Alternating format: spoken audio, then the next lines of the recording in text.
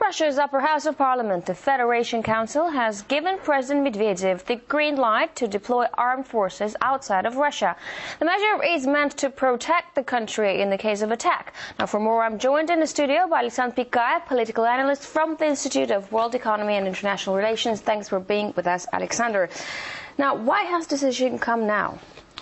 Well, some people said that it might be not a mere coincidence that the law was approved the day NATO General Secretary arrived to Moscow.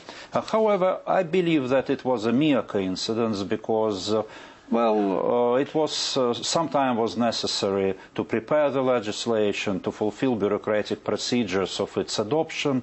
And today, I think there is one of the last sessions of the Federation Council this year. And I believe that they had this legislation in their plan for the fall session, and therefore they needed to approve it before the new year. Well, what threats is this measure meant to guard against? The law is in very details, gives a very detailed list of causes of using Russian military forces abroad. It includes attack on Russian armed forces, other borders, other Russian borders, protection of Russian citizens, fight against piracy, and defending countries which asked Russia for help. And how will this be perceived in the West? And should we really care? Does that matter?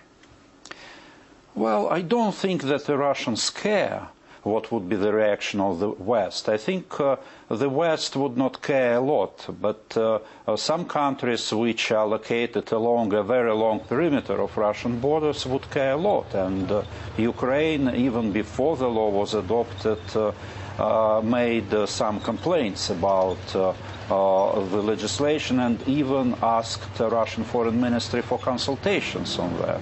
I believe that it would be met very cool in Poland, in Baltic states, somewhere else, because many politicians in those countries would perceive that it might be against them, that now Russian president could use Russian military forces without consulting, prior consulting with the Federation Council.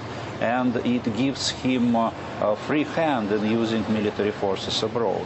I believe that this is exaggeration because, in real fact, the deterrence of using Russian forces abroad is very high. Because since President personally would be responsible for that, he would not be able to share his responsibility with the Federation Council, with the upper house of the Parliament, and he would think twice now whether to bear responsibility for that decision. Thanks a lot for that insight, Alexander Pikayev, political analyst from the Institute of World Economy and International Relations.